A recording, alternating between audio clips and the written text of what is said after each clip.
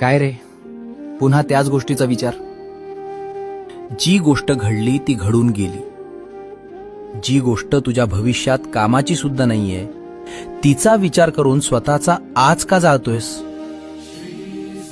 अरे वीर्या, त्रास त्या परिस्थितीचा नाहीये.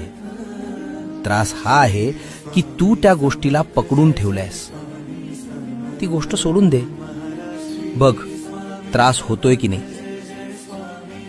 तुला देवाने हे मन दिलंय, तो एक राजवाडा आहे.